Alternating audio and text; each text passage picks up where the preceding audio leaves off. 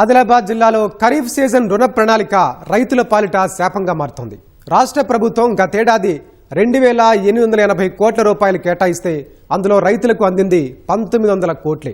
అయితే ఈ ఏడాది 2,900 కోట్లతో ప్రణాళిక ఖరారు చేసినా ఎంతవరకు వాస్తవం అన్నది ప్రశ్నార్థకం.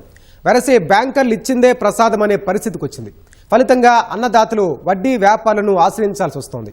ఖరీఫ్ పంట రుణాల పంపిణీలో ఆదిలాబాద్ జిల్లాలో వేళ్లూనుకున్న వ్యవస్థపై మా ప్రతినిధి మణికేశ్వర్ గ్రౌండ్ రిపోర్ట్. ఆదిలాబాద్ జిల్లాలో ఖరీఫ్ రుణ ప్రణాళిక పట్టుతొప్పుతుంది. వర్షాధారంపై ఆధారపడిన పంటల పెట్టుబడి కోసం రైతులకు ఈ పరీక్ష తప్పడం లేదు. బ్యాంకర్లు సకాలంగా రుణాలు ఇవ్వడం లేదు. ఫలితంగా అధిక వడ్డీతో వ్యాపారులను ఆశ్రయించాల్సి వస్తుంది.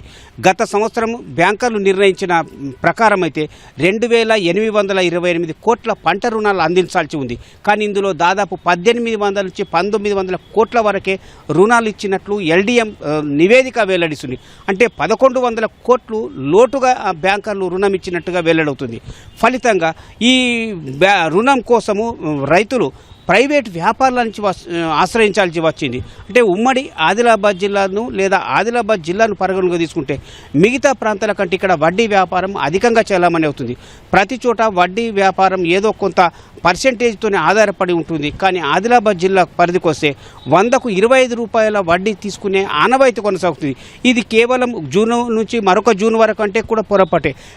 ఆగస్టు, సెప్టెంబర్, అక్టోబర్లో కూడా తీసుకున్న తర్వాత నవంబర్, డిసెంబర్, జనవరిలో చెల్లించిన కూడా అంటే 100 రూపాయలు తీసుకుంటే 125 రూపాయలు తిరిగి అప్పు చెల్లించాల్సిన పరిస్థితి ఏర్పడుతుంది. ఫలితంగా రైతులు ఈ వడ్డీ వ్యాపారంతో బయటపడలేక చాలామంది ఆర్థిక ఇబ్బందులకు కూరుకోవాల్సి వస్తుంది.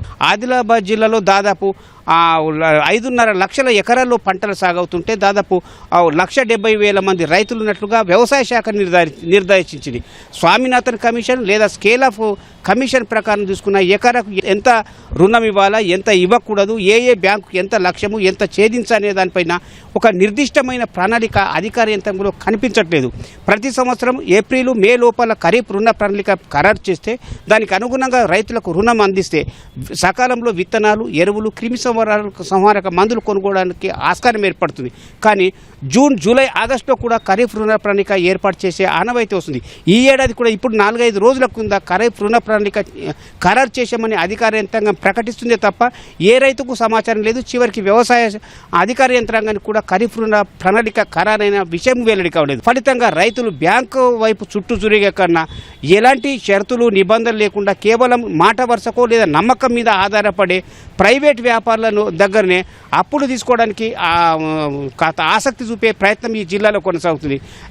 ప్రభుత్వ పరంగా కూడా తక్కువ రుణం ఉంది. బ్యాంకు పరంగా 4% రుణము లేదా పావులా వడ్డీకి రుణాలు వస్తాయనేది రైతుకు తెలియని విషయం కాదు. కానీ దానికి అనుగుణంగా 1,00,000 ప్రశ్నలు, 1,00,000 సంతకాలు, 1,00,000 ఇబ్బందుల కారణంగా రైతు బ్యాంకర్ల వద్ద రావడానికి ఆసక్తి చూపడలేదు. పైగా పంట రుణమాఫీ వల్ల కూడా కొంతమంది పెండింగ్ ఖాతాలు ఉండడం, మళ్ళీ తిరిగి అప్పు చెల్లించకపోవడంతో బ్యాంకులు సకాలంలో రుణం ఇవ్వడం లేదు. అంటే రైతుకు అంటే రుణం తీసుకోవాలంటే ఎన్నో ఇబ్బందుల మధ్య కొట్టుమిట్టాడాల్సి వస్తుంది. ఇక బ్యాంకర్లు కూడా వ్యవసాయ రంగానికి ఇస్తున్న రుణాలను కూడా కేవలం ఆ వ్యవసాయ రంగం పంటలకు ఇస్తామని చూపించకుండా వ్యవసాయ అనుబంధ రుణాలను కూడా పంట రుణాల కింద చూపించి మేము రైతులకు అండగా ఉంటున్నామని చెప్పే నివేదిక ఈ జిల్లాలో కొనసాగుతుంది.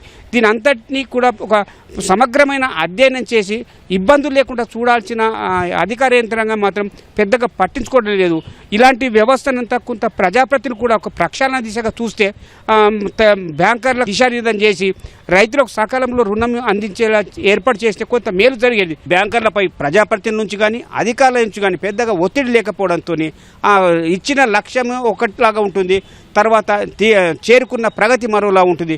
ఫలితంగా రైతు మాత్రం ప్రైవేటు వ్యాపారాలను ఆశ్రయించి అప్పుల మధ్యనే కొట్టుమిట్టాల్సి వస్తుంది. ఆర్థిక ఇబ్బందులతో సతమతం కావాల్సి వస్తుంది. ఇది ఆదిలాబాద్ జిల్లాకు సంబంధించిన పంట రుణ ప్రణాళికకు సంబంధించిన పరిస్థితి.